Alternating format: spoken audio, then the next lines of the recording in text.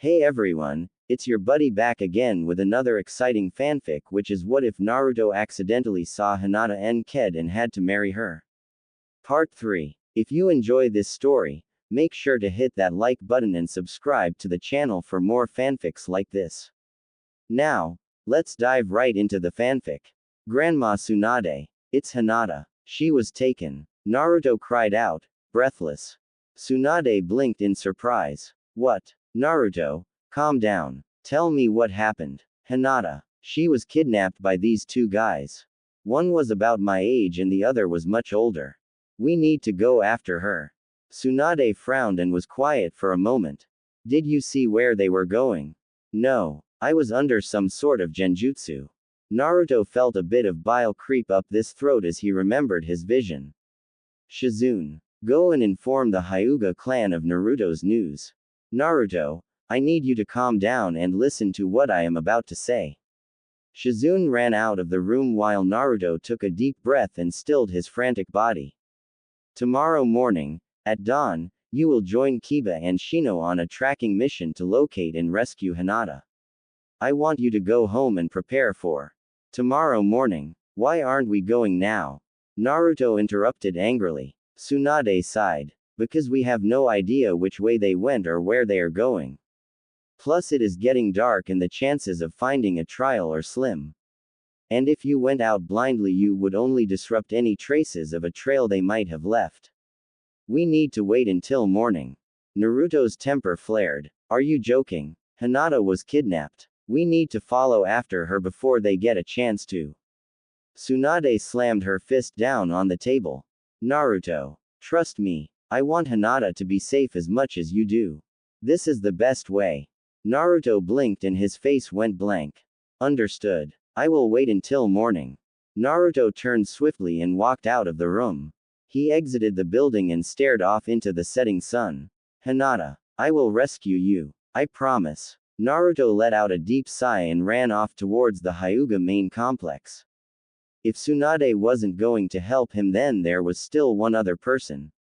When Naruto arrived at the Hyuga main complex, he found Hiashi seated in the main courtyard burning a strand of incense.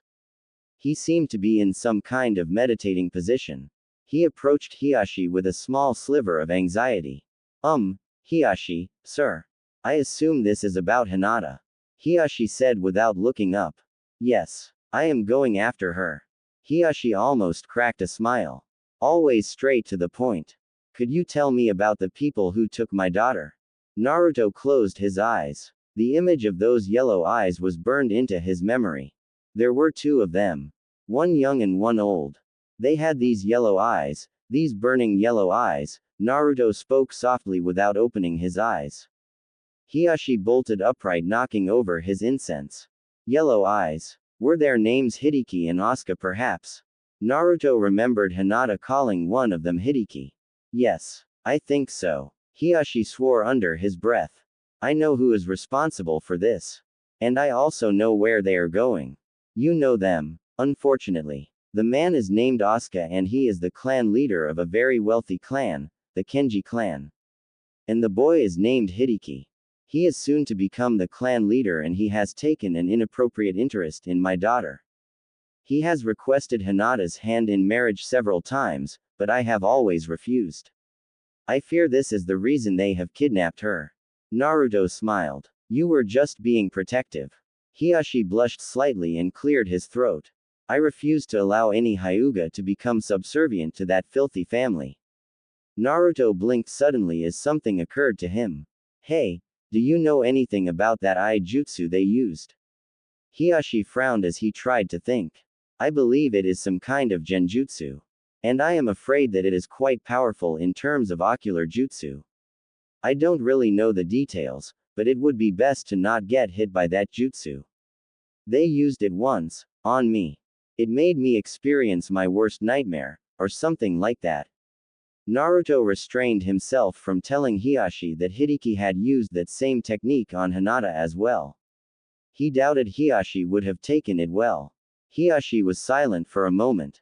Hinata was kidnapped once before. It happened when she was very young. Naruto was stunned. What happened? I killed the man responsible and took my daughter back. Unfortunately, my actions caused our clan much distress. I won't be able to do anything to help my daughter this time. The Kenji clan would see it as an attack against their clan and would seek vengeance. Our two clans have a tenacious relationship as it is, and we cannot afford to engage in a vicious vendetta. Hiashi sighed and stepped closer to Naruto. It seems that you have the greatest chance of rescuing my daughter. Me. But Tsunade said. Tsunade is just thinking like a Hokage. However, she does not completely understand the situation. We need to recover Hinata as soon as possible, and you are the only one who can do it. You are the only one who knows what he is going up against. And since you are not part of the Hyuga clan, yet, your actions are not representative of the clan. The Kenji clan cannot blame us for the actions of a single misguided boy. Naruto ignored the misguided comment and closed his eyes. He hated to admit it, but he needed Hiyashi's help. He had planned to rescue Hinata by himself anyways, but he was terrible at tracking and would probably have just messed up the trail. You do know where they are taking Hinata, right? Naruto asked. Hiyashi nodded. If you left now, you could get there by morning. Then give me those directions. I'm leaving now. Meanwhile, Hinata was just waking up. She was lying on her stomach on a dirt floor. She propped herself up onto her knees and rubbed the dirt from her hands and face. She looked around slowly and found that she was in some kind of prison cell. She was in a small square cell with a locked door, and outside the cell there was a small hallway with another locked door. Naruto. An image of a bloody Naruto suddenly flashed across her eyes. Hinata felt pain grip her heart as she remembered the events of Naruto's death. Tears filled her eyes once again as she sunk back to the ground. It was becoming painful to breathe. Naruto, Hinata whispered softly, choking on her tears. Hello, Hinata. Hinata snapped her head up to stare into the blazing eyes of Hideki Kenji. She dashed instantly to the door of her cell, trying to grab Hideki through the spaces of the bars. Hideki smoothly stepped back, dodging Hinata's hands. Calm down, Hinata. I am not here to hurt you, he said with concern in his voice. The caring look in his eyes made Hinata want to vomit. What do you want with me? Hinata whispered. Her spirit was slowly breaking down. Her sudden outburst and overwhelming sadness was beginning to have its effects on her. And the situation wasn't helping her any, either. You should be thanking me. Hideki shouted incredulously as he started pacing in front of Hinata's cell. I just saved you. Saved me. You kidnapped me. And now you are holding me in this cell. And, you killed the man I love. Hinata's eyes watered up again and she sank to the ground. Hideki grew quiet. I did not put you in this cell. That was my father's decision. He believes you are dangerous. And that man was not who you think he was. Hideki crouched down to be at Hinata's level. His voice lowered to barely a whisper. Tell me, Hinata, how does it feel to kiss a demon? Demon. That's right. Naruto is the host for the nine-tailed fox. Quote. Hinata's heart skipped a beat and she felt her stomach drop. She didn't want to believe it, but it all made sense. She had several flashbacks of the villagers and how they would react whenever they saw him. They called him a monster, and now Hinata understood why. Naruto must be in so much pain. Hinata shuddered at the thought. She couldn't even imagine what it must have been like to grow up labeled as a monster. She felt more tears swell up in her eyes and spill down her cheeks. That was the final straw for Hinata. Losing Naruto had taken so much from her, but now it was even worse. Her body just couldn't take any more stress and she promptly passed out. Hideki smiled to himself as he watched Hinata shudder and faint. I have her. Just hearing the Nine-Tails name was enough to make her pass out. It won't be long before she becomes completely mine. Hideki checked the lock on Hinata's door and walked out of the room. Once he was outside the prison, he turned to his father, who had listening to the whole conversation. Well, his father asked. Hideki smiled. My plan is working. She sees you as the evil man who locked her up and killed her fiancé. She also knows that he was the host for a demon. A few more visits and I'll be able to convince her that I'm the only good thing in her life. She will practically be begging me to save her. We will be wed within the month. Asuka nodded. He was actually quite impressed with his son. He never expected the plan to be so complex. When do we begin phase 2? Hideki turned to face his father. As soon as she wakes up. And father, please be gentle with her. I do plan on marrying this girl after all. I do not want there to be any long-term effects. Asuka smiled and strode into the prison cell, leaving the door open behind him. Hideki frowned and stared at the prison door for a moment before stepping closer and slamming it shut. He really didn't want to hear what was going to happen behind those prison doors. He turned around and headed towards the kitchen to begin his part of phase 2. About an hour later, Hinata began to stir into consciousness. She looked around her empty cell and sighed with relief. At least she could be alone for a few moments to sort out her thoughts. It's about time you woke up, Asuka said as he emerged from a dark corner. Hinata gasped as her heart shot up into her throat. She held her hands up to her mouth to stop herself from screaming. She wiped the fear from her face and looked up into Asuka's eyes. What do you want? Asuka smiled and took off his silk jacket, revealing a thin, sleeveless undershirt. He unlocked Hinata's cell and stepped inside, locking the door behind him. He took a menacing step towards Hinata, backing her into the corner of her cell. My son is really fond of you. And I must admit you are not displeasing to look upon. But you're not quite deserving of him yet. You see, an heiress like yourself leads such a pampered life. I am going to have to roughen you up a bit too, prepare you for your life with my son. Hinata broke out into a cold panic. She began to frantically flail her arms at her attacker, trying to knock him back. But Asuka was a much powerful man. He caught her arms and deftly threw her to the ground. Hinata sputtered loudly as the wind was knocked out of her. She propped herself up on her hands and knees and tried to catch her breath. Asuka came up behind her and snorted. What a sight to behold! A Hyuga on her knees gasping for breath. Asuka quickly brought up his foot, catching Hinata in the stomach again. Asuka picked up Hinata's limp body and pressed it against the cell wall. Do you want the pain to stop, Hyuga? Asuka sneered as he pulled Hinata's hair until his face was inches from hers. Ignoring the pain from her hair, Hinata summoned the last bit of strength left in her body and brought her forehead down upon Asuka's nose, tearing the hair in his grip from her head.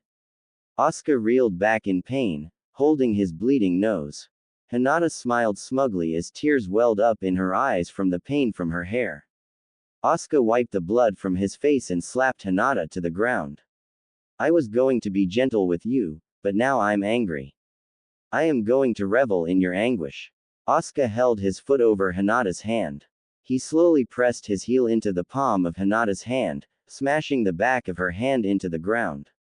Hinata screamed and clutched at her wrist with her free hand. She could feel the bones in her hand begin to break. Suddenly, the prison door slammed open and Hideki strode in with 2 plates of barbecued meat. He froze as his gaze landed upon his father standing over a bloody Hinata. His nostrils flared and Asuka stepped away from Hinata quickly. What the hell do you think you're doing? Hideki shouted. I was just trying to help. Asuka stuttered meekly as his enraged son burst into the cell. Get out, Hideki said coldly. Get out before I lose my temper. Asuka dashed past Hideki and sauntered his way out of the prison. Hideki took a deep breath and set the plates of food on the ground. He then bent over to help Hinata sit up. He took several medical bandages out his jacket and dressed Hinata's wounds. Hinata naturally turned away from Hideki, but the pain from her hand and head was making it hard for her to turn away treatment. Hideki advanced once and, this time, Hinata just sat there and let Hideki wrap up her injuries. There. Does that feel any better? Hideki asked when he finished bandaging Hinata up.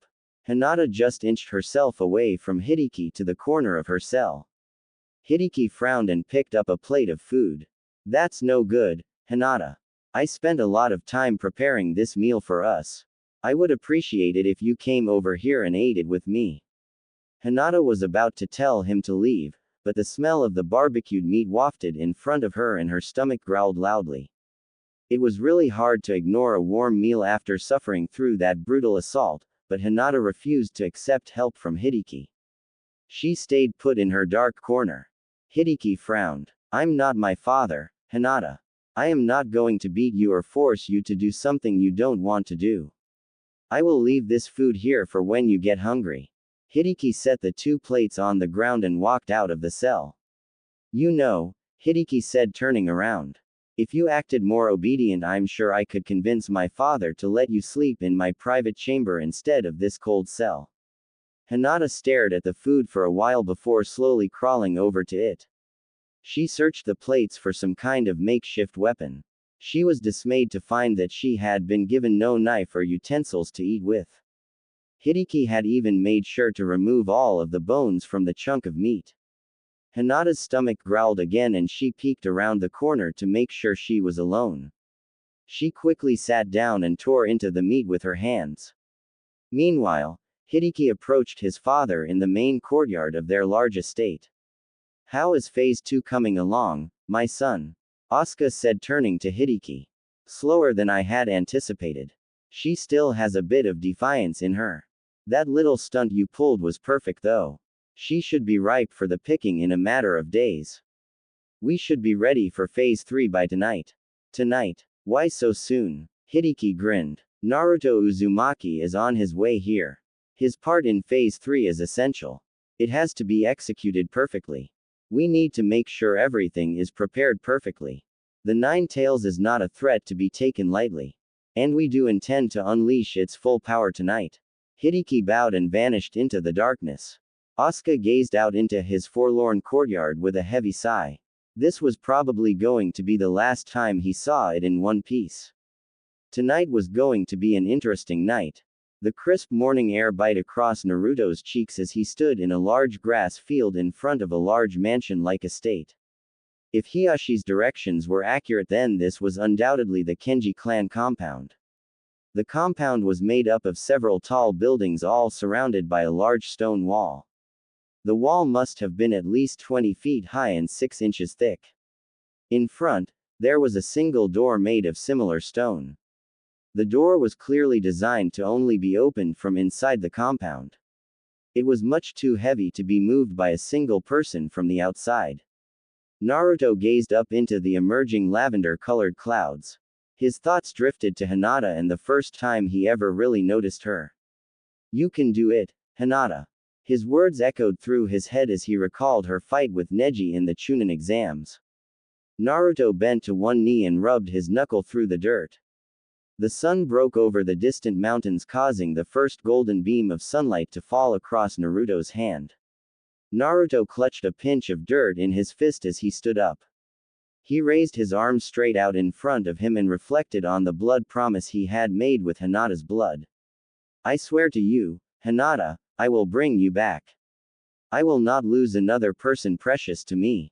The blazing sun finally cleared the mountain top and unleashed a wave of light onto the field behind Naruto. Naruto held up his favorite hand sign and summoned a single clone. He threw his left hand back and gathered an immense amount of chakra into his hand. His clone began to swirl his chakra into a ball with his hands. Naruto stood there for several moments, allowing the ball of chakra to grow even larger and more violent. A strong wind erupted from the ball and stormed around the two Narutos. The fierce wind grew to be too strong for the clone and it promptly vanished in a puff of smoke. Naruto stepped forward and thrust the ball into the stone entrance of the giant estate. Rasengan. The blue ball of chakra hit the heavy stone with a piercing screech. The sphere slowed to a standstill as the door began to shake and crumble. Suddenly, the Rasengan launched from Naruto's hand, carrying the giant stone door with it. The 6-inch thick stone door went flying forward in a spiraling motion that rivaled a small tornado. The violent spinning of the door only increased its momentum as it crashed into one of the tall buildings in the compound. The door tore a hole right through the building and came crashing out the other side. The building became too heavy for the remaining walls and it loudly collapsed upon its own weight, filling the compound with thunderous noise. Naruto stepped on top of the rubble and took a deep breath before screaming, "Hinata." His voice was filled with pain and rage and it echoed throughout the compound. Naruto's eyes had become thin slits surrounded by blood-red irises. The rest of his body, however, remained untransformed. The scream echoed throughout the estate, alerting everyone to Naruto's presence. Hideki had dismissed the entire clan the night before, so the only people left in the compound were Hinata, Hideki, and Asuka. Hideki smiled slightly at Naruto's scream. It was finally time to settle this. Meanwhile, Hinata was fast asleep when the noise from Naruto's Rasengan had shaken her cell. The explosion had knocked her from her blissful dream of Naruto and brought her back to the cold dirt floor of her prison cell. She had just begun to sit up from her slumber when Naruto's voice rang through her head. Hinata blinked and quickly shook her head. She peered around her cell, but there was nothing but a dismal silence surrounding her. She could have sworn she had heard Naruto calling out her name. But was that just a dream? The images of Naruto's death passed in front of her eyes again and her heart was once again consumed by pain. Hinata felt her chest heave with a powerful sob, but her body didn't have any more tears to cry. She curled herself tightly up into a ball and tried to remember the dream she had been having before the noise had woken her up. Asuka smiled to himself as he watched Hinata fall back asleep. He had been waiting outside the prison door for quite some time now.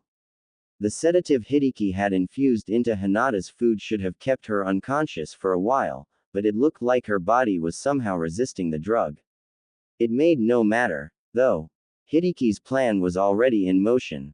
Naruto stepped off the rubble and began his search for Hinata.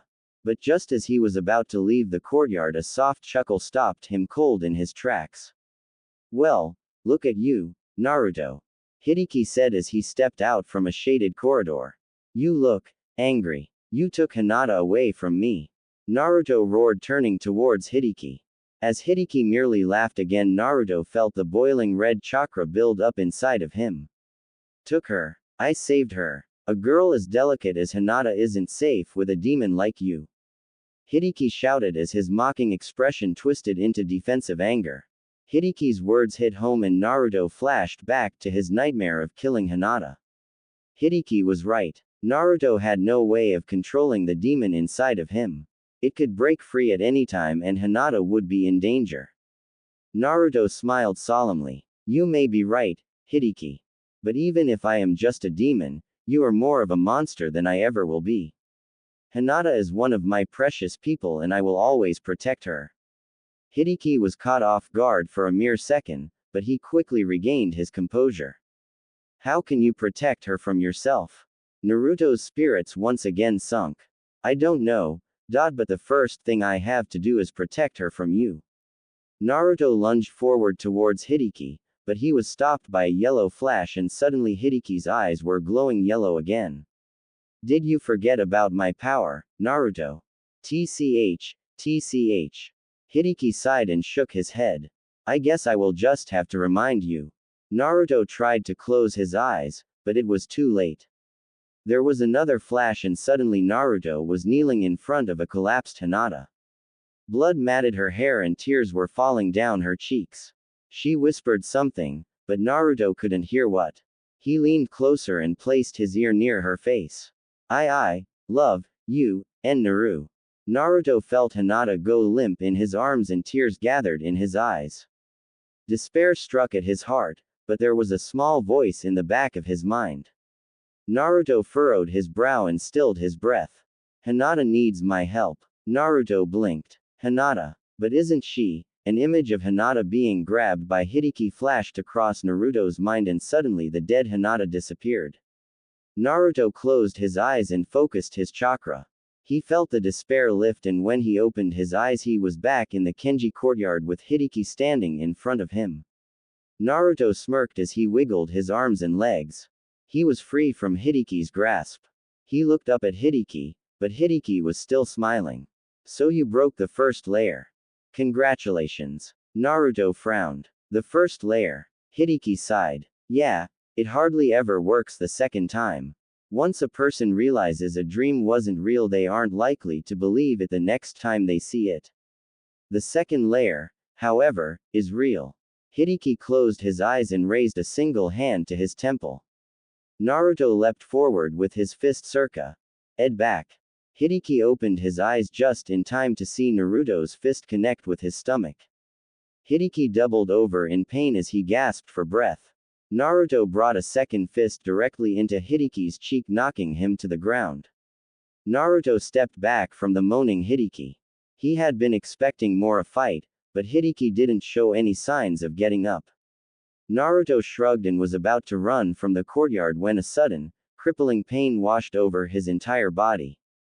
Naruto sank to the floor in writhing, burning agony.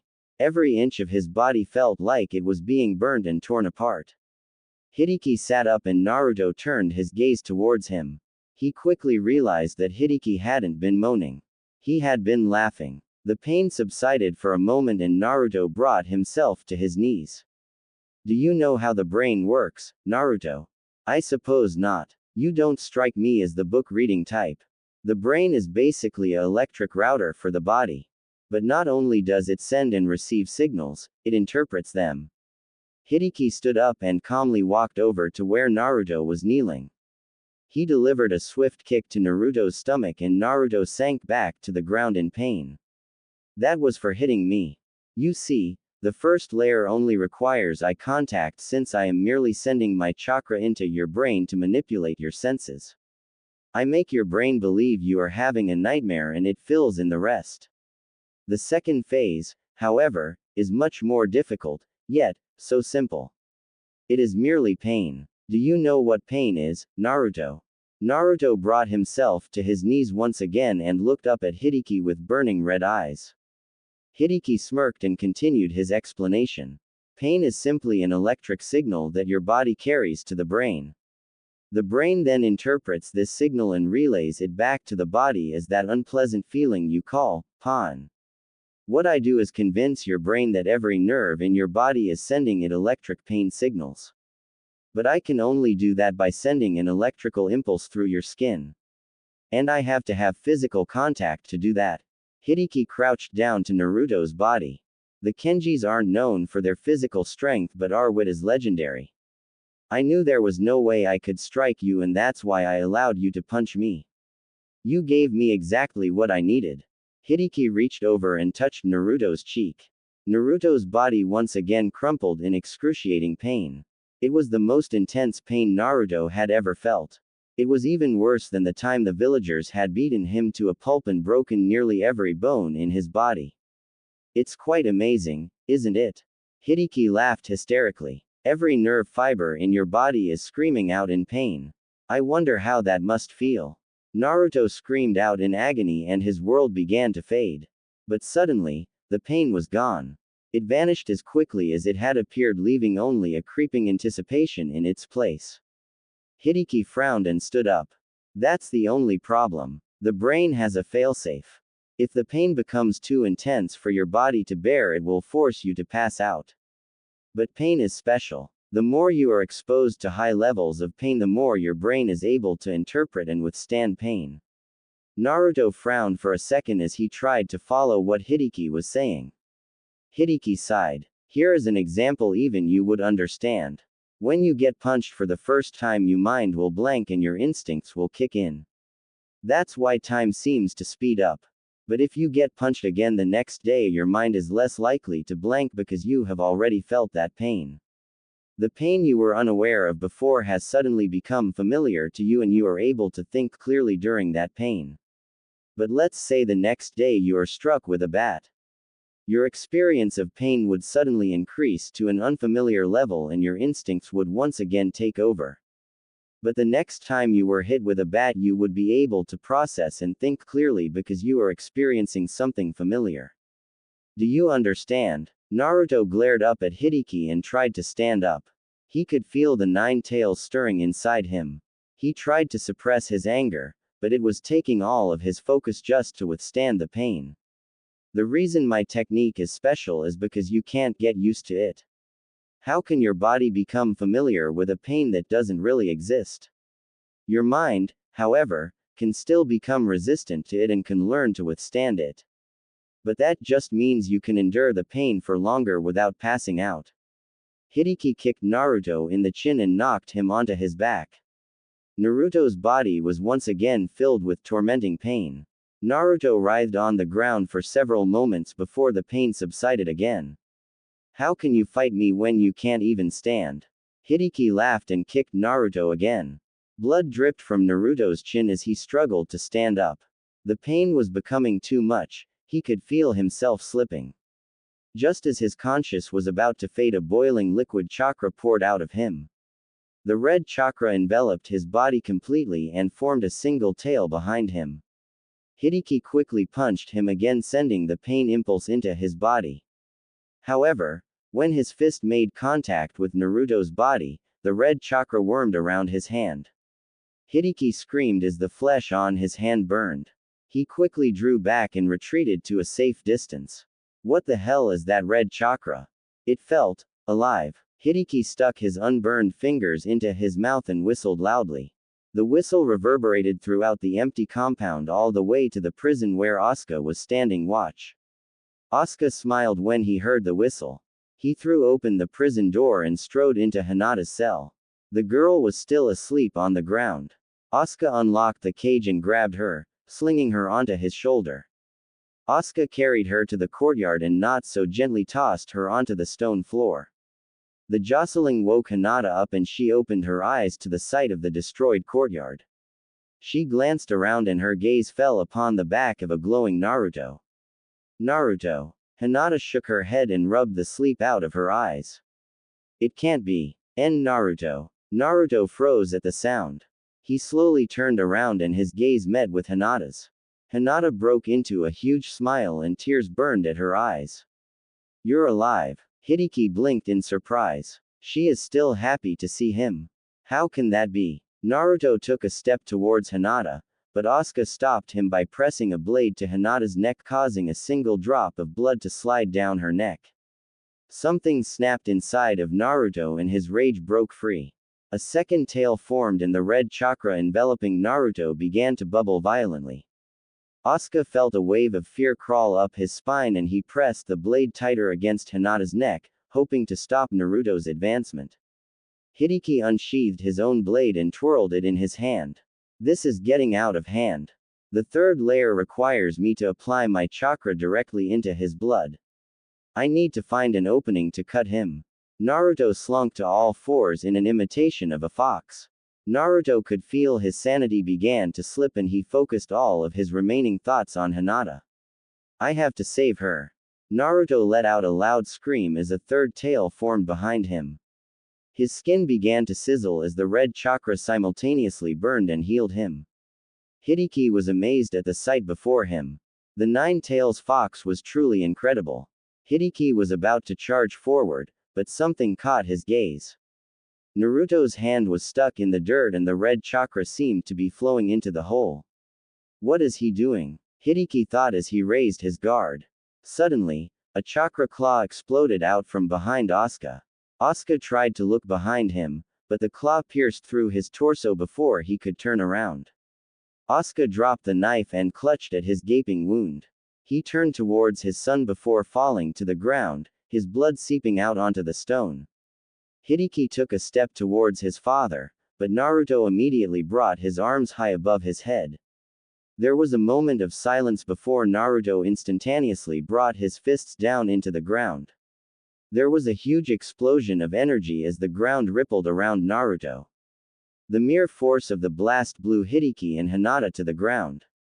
The blast knocked the wind out of Hinata, but she forced herself to stand up. Gasping for air, she slowly walked towards the burning Naruto. Tears slid down her face as she forced her legs to keep moving towards Naruto. Naruto turned towards Hinata as she grew closer. He snarled and raised one of his claws into the air. Hinata took another step closer and Naruto brought his claw down beside her. Hinata ignored it and continued her advance. Naruto roared as she got within arm's reach. One of his chakra tails whipped around him and smacked Hinata across the face. Hinata stood there for a second before turning her head back towards Naruto. She slowly knelt in front of him and wrapped her arms around his neck, cradling his head on her chest. The red chakra burned Hinata's skin, but she hardly even noticed it. It's okay, Naruto. I'm here. You don't have to suffer by yourself anymore. I don't care if you are a demon. You are still Naruto. Tears flowed down Hinata's burned cheek. She tightened her grip and pulled Naruto closer to herself. I'll suffer with you, so please stay with me. Suddenly, the boiling chakra stopped bubbling. The tails slowly vanished and the red chakra began to retreat back within Naruto's body. His claws disappeared and his body returned to normal. Naruto lifted his head and looked into Hinata's eyes as his own turned from red back to cerulean. Hinata smiled weakly and softly pressed her lips against Naruto's. The kiss was brief, but it expressed everything Hinata wanted to say. Naruto reached up to caress Hinata's cheek, but his hand froze when he touched the burn mark on her cheek. Naruto pulled back to examine Hinata. Her cheek was bleeding and there were blisters and scratches scattered across her body. Her clothes were tattered and torn and there were burn marks all along her arms. Naruto stepped back in horror. I did this. And no, it wasn't you. Hinata's voice trembled. She knew this was only half true, but the look on Naruto's face hurt her more than all of her injuries combined. It was the demon. I couldn't control it, and now I hurt you. Naruto stared down at his hands. He then noticed the blood running across the stone floor. He followed the trail to Asuka's lifeless body. Naruto suddenly couldn't breathe. Ik killed some. Naruto was cut off as several inches of steel erupted from his chest. Hideki was standing behind him with his blade piercing Naruto's chest. Hinata felt her stomach plummet and her gasp got caught in her throat. This was the second time she had seen Naruto get stabbed and her body couldn't take it. Her legs gave out and she collapsed to her knees. I can't do it. I can't watch him die again. But Naruto wasn't going to go down so easily. He grabbed the part of the blade sticking out of his chest with his hand and pulled the rest of the blade through him, drawing Hideki closer to him. Hideki quickly let go of the knife and backed out of Naruto's reach. Naruto then grabbed the handle of the blade and pulled it out of him. He tossed the blade to the ground and turned towards Hideki. You've lost, Hideki. Give it up.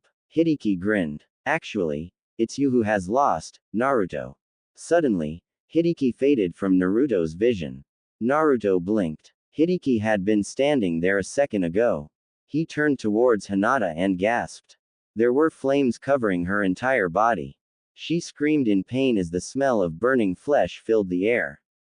Naruto shook his head. Was this just another illusion made by Hideki? Welcome to the third layer, Naruto. Naruto spun around. Where was that voice coming from?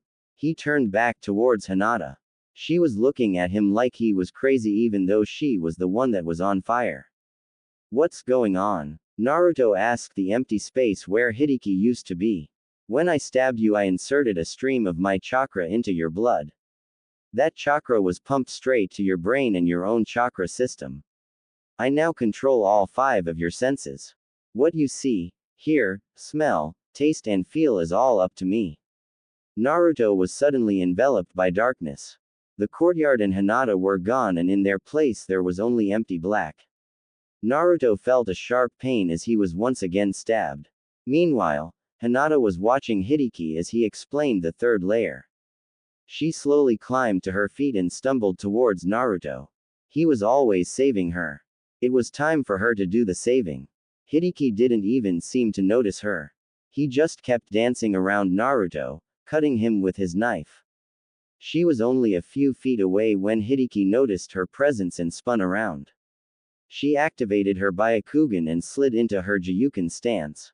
Hideki's eyes widened and he jumped back to a safe distance. Hinata smirked. Don't worry. I would never willingly touch you. She then hit Naruto with both of her palms, sending her own chakra into Naruto's body, effectively shutting down his entire chakra system. This also meant that Hideki's chakra was negated as well. Suddenly, Naruto's world returned to normal. Hideki was visible again and Hinata was standing in front of him with a big smile on her face. Did you? Hinata nodded. I sealed your chakra, which halted your mind's perception of Hideki's chakra as your own. Naruto nodded back with a grin. Yeah, I didn't get any of that. Hinata laughed, but she was quickly interrupted by Hideki. I still have the upper hand here, Hideki said hysterically as he shook his knife at Naruto. Naruto grinned and stepped past Hinata. Wrong again, Hideki. Your chakra won't work on me anymore. And you said it yourself, the Kenji aren't known for their physical strength. Hideki made a stab for Naruto's heart, but he easily dodged it and delivered a swift fist to Hideki's throat. Hideki dropped the knife and stepped back, gasping for breath. Naruto quickly stepped forward and punched him square in the nose. Hideki reeled back, but Naruto didn't stop there. He sweep-kicked Hideki's legs out from under him, and while Hideki was hanging in the air, Naruto deftly brought his elbow down into Hideki's chest, slamming him into the ground. Hideki was unconscious before his knife hit the floor. Naruto turned back to face Hinata. He gave her a huge grin and a cheesy thumbs up. But then the adrenaline wore off and Naruto began to feel the effects of blood loss. He took one woozy step before falling into Hinata's open arms and passing out. Hinata panicked and ripped Naruto's shirt open. She pulled the blood-soaked clothing aside to examine his wounds. There were several shallow cuts on his chest and arms, but there were only two concerning wounds where Hideki had stabbed his knife straight through Naruto. But to Hinata's amazement, the wounds weren't even bleeding anymore. In fact, it appeared as though they were already healing. Hinata sighed heavily. It was finally over. She smiled to herself as she brushed a strand of hair out of Naruto's face. Suddenly, there were footsteps and a loud barking sound behind her. Hinata turned around and found herself face to face with a small pack of dogs. "What's up?" the smallest dog asked her as he made a peace sign with his paw. Hinata blinked. She screamed as she fell backwards onto her hands. Naruto rolled off of her and onto the stone floor. The little dog walked up to Naruto's body and sniffed him. "Yeah, Kakashi, we found him. He is pretty beat up," the little dog said, turning to look at the silver-haired Junin behind him. Kakashi grinned and waved to Hinata. Yo. How? Hinata tried to form a complete sentence, but her mind was still pretty frazzled. "I got back to the village earlier than expected. Tsunade explained everything to me and sent me to come find you. On the way, Pakun here came across Naruto's scent and we just followed that."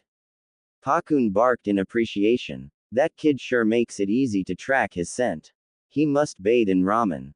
"Thank you," Hinata mumbled to Kakashi and the dogs. Pakun nodded and the dogs disappeared in a puff of smoke. Kakashi bent over to pick up Naruto's body. "I don't expect you to explain this to me right now. I'm sure you can do that properly after the two of you rest up and get checked out. Can you walk?" Hinata stood up slowly. "I think so." Kakashi peered around at all the rubble around him. Naruto really does go all out when he has something important to protect. Hinata nodded as a blush crept across her face. She followed Kakashi out of the compound without looking back. It was finally over. Naruto awoke to the sound of two people murmuring next to him. He opened his groggy eyes and tried to sit up. His body groaned in protest and he fell back onto his bed. It seemed his injuries still hadn't quite healed. He looked around and recognized the blank room as a hospital room.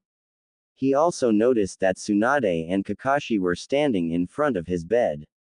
Their backs were to him and they were deep in hushed conversation. Naruto caught movement in his peripherals and turned his head to find Hinata in a white bed only a few feet from his. She was heavily bandaged, but she was sitting up and she looked to be in better condition than he was. There were still some burns on her arms, but nearly all of the cuts were completely healed. Naruto made a mental note to thank Tsunade for that. Hinata caught his stare and she turned towards him. Naruto's heart sung as she smiled warmly and gave him a small wave. Naruto blushed and broke eye contact to stare at his lap, causing Hinata to giggle. The sound caused Kakashi and Tsunade to halt their conversation and turn towards the beds. Kakashi had a cheesy smile plastered underneath his mask and Tsunade looked rather irritated. Naruto frowned. "What's wrong?" Tsunade folded her arms and sighed. Kakashi laughed nervously and scratched the back of his head. Well, it's kind of a difficult situation. You disobeyed a direct order. Tsunade interrupted loudly. I told you to wait until the morning. You acted upon your own foolish impulse without any thought as to how it affected anyone else. Hinata was frightened by Tsunade's fierce countenance, but deep down, she was happy to hear that Naruto had risked everything to come and save her. Naruto, however, just glared back at Tsunade. My friend was in danger. I brought her back. That's all there is to. Naruto was cut off as Tsunade karate chopped his head. You fool. You nearly destroyed the entire Kenji estate. What are we going to do if they seek reparation or worse, revenge? Stop them, Naruto said as he rubbed his sore head. Tsunade gritted her teeth. It's not that simple. Tsunade said, hitting Naruto's head once again. Naruto grabbed his head and pouted. Granny Tsunade, you aren't supposed to hit sick people. Fools are never sick, Tsunade retorted with a smirk. Hinata couldn't help laughing at Naruto and Tsunade's antics. And even though she was laughing much harder than necessary, she just couldn't stop. The laugher felt good in a cathartic sort of way. It wasn't long before Naruto was laughing as well and Tsunade was simply shaking her head in amusement. Kakashi cleared his throat loudly and the laughter died down. That isn't everything, Naruto. I have a bit of bad news. The room was silent as Kakashi took a deep breath. I got back from my mission ahead of schedule. I came to report to Tsunade as usual and she explained the entire situation to me. I was then assigned to scout out the Kenji estate and possibly find a diplomatic solution. However, on my way there, Pakun noticed your scent and we easily followed it to the dismantled Kenji compound.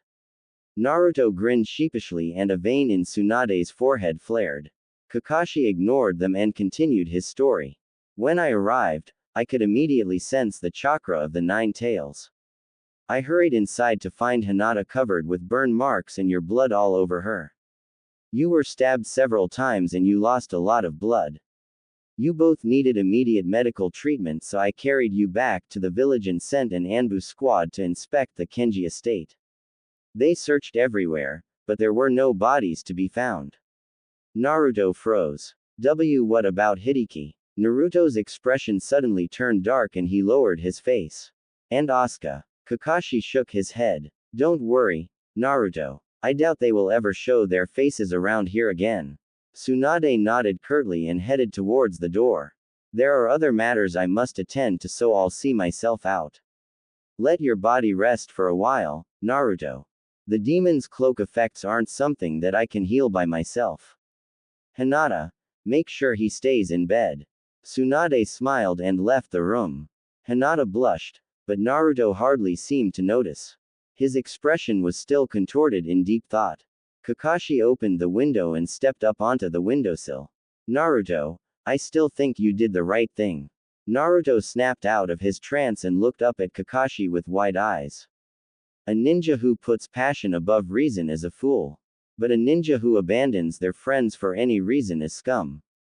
Kakashi smiled once more and disappeared out the window. Naruto stared after him for a moment before finally allowing himself to smile.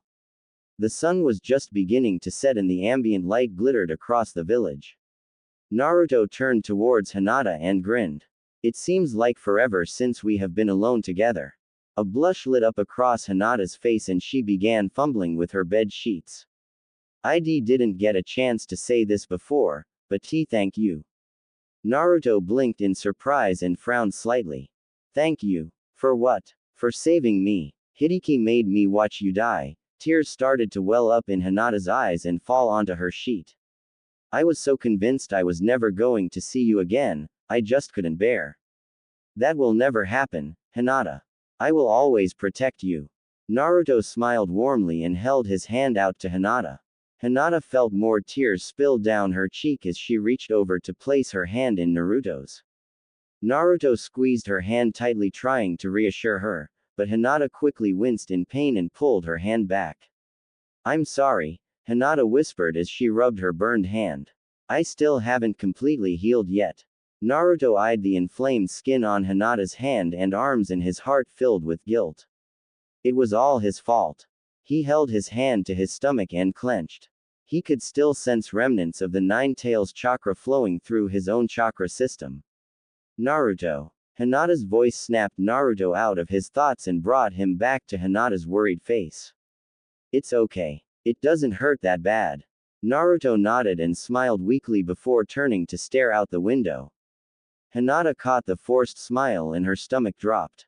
The look of pain in his eyes was unmistakable. She was making him feel guilty. Despair gripped her and a moment of silence fell upon the small hospital room. The sun outside finally set and darkness fell upon the silent room. Hinata took a deep breath and dug deep inside her resolve. She slowly pushed her sheets back and climbed out of her bed. Naruto turned towards the noise and his eyes widened as Hinata stepped towards him and crept into his bed. Hinata turned her body sideways and laid next to Naruto. The bed was hardly wide enough for one person, so Hinata had to pull herself even closer to Naruto, but this was hardly an inconvenience to her. Hinata wrapped her arms around Naruto's torso and rested her head on his shoulder. Naruto was stunned and another moment of silence passed. Tears threatened to pour out of Naruto's eyes as he wormed his arm around Hinata's back and pulled her closer. Naruto kissed Hinata's forehead and affectionately laid his head atop hers. Hinata didn't say anything to try to comfort Naruto. She just couldn't find the right words. And even if she did, she doubted she would be able to finish a cogent sentence laying this close to Naruto. Naruto, however, was deeply touched by Hinata's gesture. She was quickly melting his troubles away and filling his mind with only her. The two lay there for quite a while, simply reveling in each other's presence. It was several moments later before Hinata could finally pluck the courage to tilt her face up and give Naruto a quick peck on the lips.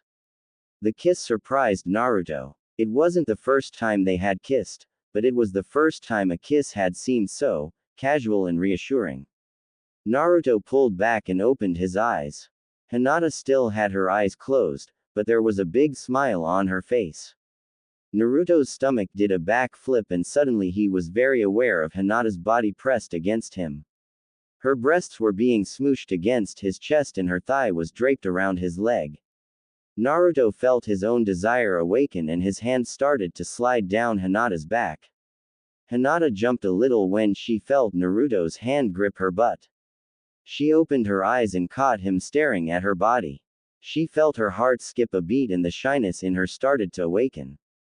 However, she quickly pushed through her mental barrier and playfully batted at Naruto's hand. Naruto laughed and Hinata felt a surge of happiness. Hinata propped herself up on all fours and arched her back, causing her butt to rise and press against the tight fabric of her pants. Naruto's jaw dropped and Hinata was further enticed by his reaction. She started gyrating her hips from side to side, causing Naruto's head to swivel as he stared at her dancing butt. Hinata wiggled her butt quickly and immediately broke out laughing when Naruto's head did the same. Naruto blinked and snapped out of his trance. A blush lit across his face as he sheepishly rubbed the back of his head. You look like a cat. Hinata raised an eyebrow coyly and lowered her upper body so she could raise her butt higher in an imitation of a stretching cat. She even brought the back of her hand up to her lips and licked it. Naruto shuddered as his skin broke out in goosebumps. His stomach was still doing flip-flops and his breath was becoming ragged. Hinata crept towards Naruto slowly, making sure to throw her hips from side to side as she moved. She placed both her knees beside Naruto's hips and pulled herself forward so that her legs formed a 90-degree angle at the knee. She placed her hands on Naruto's shoulders and arched her back once again. Her chest was mere inches away from Naruto's face and Naruto gulped loudly. Hinata let him enjoy the view for a moment before sitting back on top of Naruto's thighs so that she was at eye level with him. Hinata purred softly before slowly pressing her lips against Naruto's. Naruto was motionless for a few seconds as the Seul shock wore off. He then wrapped his arms around Hinata's back and pulled her closer, taking control of the kiss. The kiss started to heat up and Hinata let herself be pulled into Naruto's grasp. He kissed and held her with such pure animalistic need that Hinata's own arousal and pleasure intensified greatly. It was practically impossible not to become submissive to his commanding hands and lips. However, just as Hinata was about to lose herself in the moment, a sharp pain shoot through her arm as Naruto roughly grabbed her shoulders and deepened the kiss. Hinata tried to pull back, but Naruto's fierce grip kept her from moving. The burns on her arms screamed out in pain and Hinata grew desperate. She placed her palms on his chest and pushed with as much force as she could muster. Naruto reeled back from the shove and he deftly threw his arm behind him to catch himself, but the hospital bed was shorter than he had anticipated and he went tumbling off the side of the bed. Naruto's sudden impact against the hard, cold floor put him in a surprised daze. It took him a few seconds to gather his composure and sit up. Hinata quickly leapt off the bed and helped him to his feet. "I'm so sorry. Are you okay?" Hinata shouted as she led Naruto back to his bed and sat down next to him. She softly searched the back of his head and found a fairly large goose egg on the back of his skull. Naruto, however, paid no attention to his injury. He turned to Hinata with a frantic, guilt-ridden look in his eyes. "Please forgive me, Hinata. I went way too far. It won't happen again." Hinata blinked in surprise before vigorously shaking her head. No. That's not it. I, actually sorta, enjoyed it." Hinata's face turned a deep crimson and she turned to stare at her trembling hands. Naruto frowned. "Then why did?" Naruto trailed off as Hinata slowly rolled up her sleeve and showed him an irritated burn mark on her shoulder. Guilt washed over Naruto once again as he recognized his actions. "It wasn't your fault." Hinata quickly covered the burn and locked eyes with Naruto. "You couldn't have known. I'm the one who put those marks there in the first place," Naruto said flatly. "Naruto," Hinata whispered softly, reaching for Naruto's hand. However, Naruto quickly pulled away and laid back in his bed. "Actually, Hinata, I'm kinda tired. I think I'm going to go to sleep." Hinata was hurt, but she hid it well. She knew Naruto was blaming himself, but she didn't know what to say. Hinata stood up and started walking over to her bed, but stopped halfway. She turned back towards Naruto and strode over to his bed. "I don't blame you for anything," Hinata whispered and leaned over his bed. Naruto opened his mouth, but before he could utter words of protest, she darted in and kissed him. Naruto seemed resistant for a moment, but Hinata refused to back down. She wasn't going to let this night end with negative emotions. A few seconds later, Naruto finally gave in and returned the kiss. Hinata pulled back and smiled before giving him one last peck on the lips. She turned back to her bed with a bounce in her step and a smile on her face. Naruto laughed quietly to himself. Hinata sure was something amazing. A few hours later, brilliant moonlight shone all across the village outside Naruto's window. Hinata was sleeping peacefully, dreaming of pancakes shaped like Naruto. Naruto, however, was still wide awake and was staring out at the moon. Naruto turned to gaze at Hinata. The moonlight did a wonder on Hinata.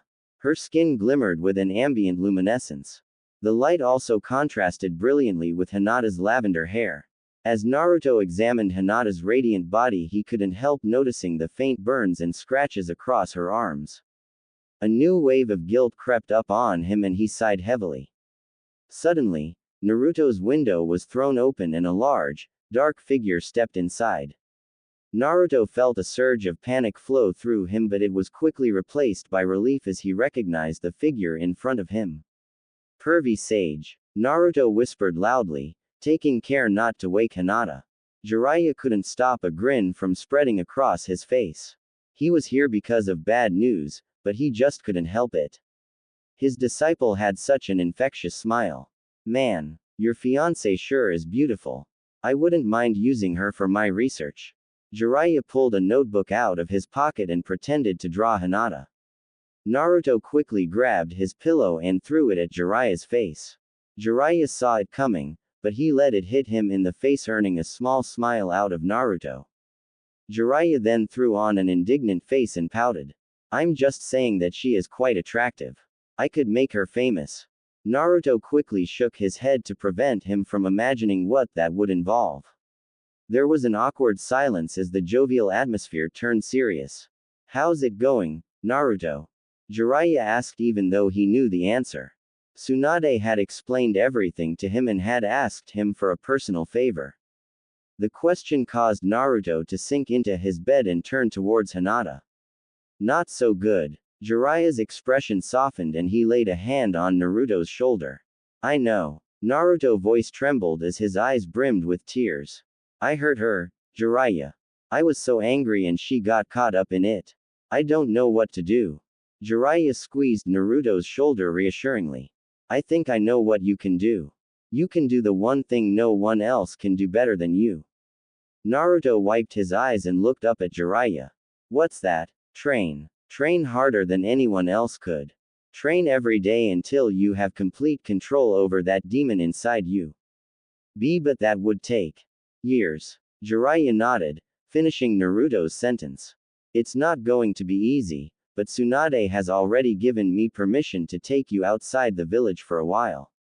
I planned on leaving in the morning, but I will understand if you aren't ready to leave just yet.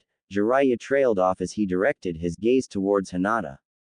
Naruto stepped out of his bed to stand next to Hinata's.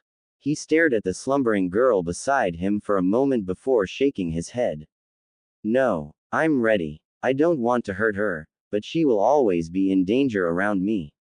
I have to learn how to control this. Naruto said, placing a hand on his stomach. Still, I don't think I can say goodbye to her. Naruto reached out and stroked Hinata's cheek. Hinata smiled faintly and let out a small moan that sounded exactly like his name. Naruto felt his heart speed up and he quickly turned away from Hinata's bed. Lucky, Jiraiya was sensitive to the moment and decided it was time to leave. If you're ready to go, then I will meet you at the village entrance in the morning. Naruto was barely listening, but he gave Jiraiya a faint nod before watching him leap out the window. Naruto then turned back to watch Hinata sleep. The peaceful look on her face kept him still for several minutes, but eventually Naruto ended up removing his bandages and jumping out the window. The next morning, Hinata woke up to streaming bright sunlight and a fresh breeze. The crisp air felt incredible against Hinata's warm skin and Hinata stretched happily. Suddenly, something clicked in her head. Why was there a breeze inside? Hinata opened her eyes and immediately found that the window was wide open. She frowned and her gaze continued downwards until it fell upon Naruto's empty bed. Hinata quickly swiveled her head, searching the room for Naruto. Sadly, he was nowhere to be found. Hinata sat up and walked over to Naruto's bed. The sheets were still pulled back and there were tiny strands of cloth near the foot of the bed. Hinata picked a stand up and gasped. They were Naruto's bandages. Hinata's stomach dropped as the bandage slipped from her hand. She wanted to believe Naruto was simply out buying breakfast or something, but her gut disagreed. Deep down, she knew this was something else. He was running away. Hinata shook her head violently. No, that wasn't right. Naruto would never run away from anything. But then why? Her mind flashed back to pain she had seen in his eyes and the guilt that was written all across his face, and suddenly it all became clear. He's trying to protect me from himself. Hinata whispered to no one. The realization brought many complex emotions with it, but there was one that surprised Hinata. Anger. All her life, she had been told to avoid Naruto. She had been ordered, threatened, and even bribed to never associate with Naruto. But now that things were finally starting to look up, Naruto was telling her to do the same thing. Hinata clenched her fist with silent determination. She was not going to let it happen this way. She activated her Byakugan and started searching for Naruto. It wasn't long before she spotted him walking towards the village entrance with a pack on his back. She quickly turned towards the door and threw it open. However, a calm breeze blew past her and Hinata stopped mid-stride. Hinata turned towards the open window and she impulsively stepped towards it. Suddenly, before she could think twice, she took off running and dived through the window. Hinata felt her stomach plummet as she fell head first out a 3-story window. The wind blew through her hair and she felt a burst of adrenaline surge through her. She dexterously tucked her legs and front flipped so that her feet landed nimbly on the ground. Hinata smiled faintly to herself as she noticed several bystanders staring at her. Is this how Naruto feels all the time? Hinata shook off the head rush and went running towards the village entrance. Once she got close, she activated her Byakugan once more and chased after Naruto. Naruto! Hinata called out as she pushed past several villagers. Naruto's ears perked at the sound of his name. He turned towards the sound and saw Hinata charging through the crowded street behind him. Naruto gulped. A part of him hoped to avoid this, but another part of him knew that it had to happen. Hinata broke past the final group of people and ran up to Naruto. She took a moment to lean over and catch her breath before standing up to look Naruto in the eyes. Once she did, she realized that her vision was blurry. She hadn't noticed before, but her eyes were filled with tears. Hinata opened her mouth to speak, but nothing came out. Her words got caught in her throat and the only sound she could make was a feeble sob. Suddenly, she threw herself at Naruto and wrapped her arms tightly around him. A thick cloud of emotion caught in Naruto's throat and he struggled to swallow it down. He managed to lift his arms and envelop Hinata in a firm embrace. Naruto felt Hinata lay her forehead on his shoulder and he brought his hand up to cradle the back of her head. Hinata stood there for a while before she finally gathered the strength to speak. Please, don't go. Her voice was hardly a whisper, but she was speaking directly into Naruto's ear. Naruto felt his bravado collapse and emotion swelled up within him again. I have to, Hinata. Naruto pulled back and looked Hinata in the eyes. However, the sight of Hinata crying was almost too much for him to bear.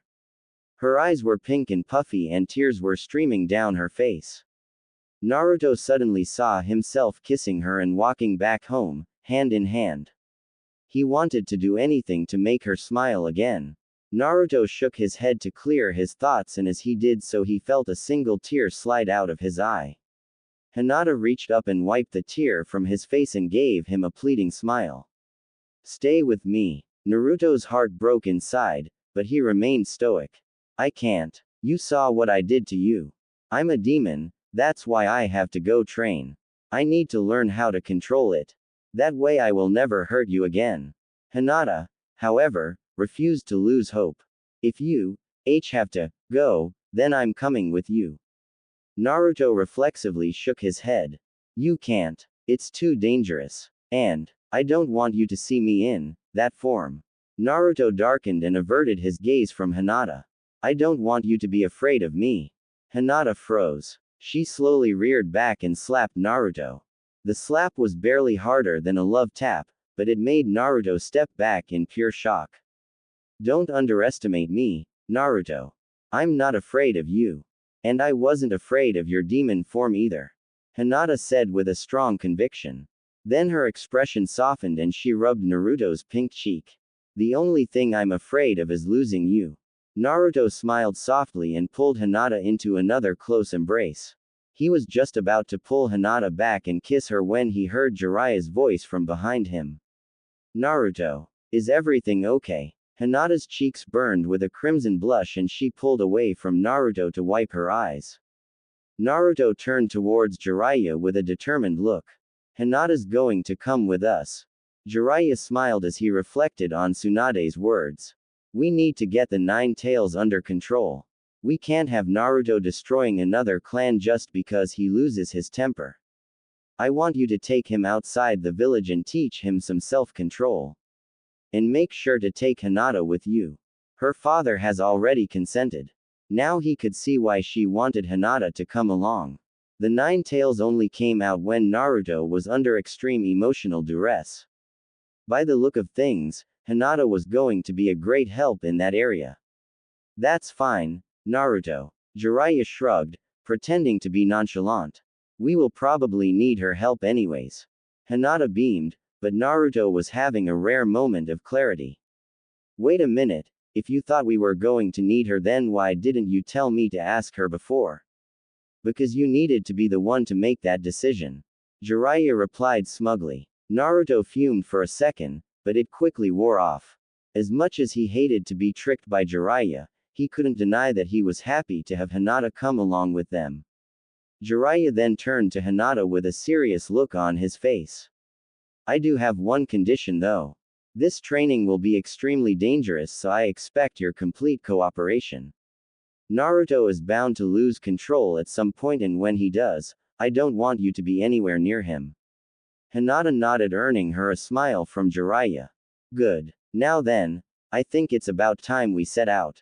Jiraiya turned away from the couple and headed towards the giant gates of the village. Naruto and Hinata followed after him, side by side. Hinata looped her arm through his and smiled brightly. She just couldn't contain her excitement. She didn't know what kind of trails faced her ahead, but she knew that as long as Naruto was beside her, she could face them without fear. Hinata sighed deeply as she tossed her packs onto the ground and collapsed into a field of grass. A faint breeze rolled across the blades of grass and chilled Hinata's sweat-filled brow. Her legs felt like jelly and her feet were throbbing. She rolled her head back to stare at Naruto and Jiraiya upside down. She felt a small bubble of frustration build up inside her. Just how did she end up carrying their packs? Flashback.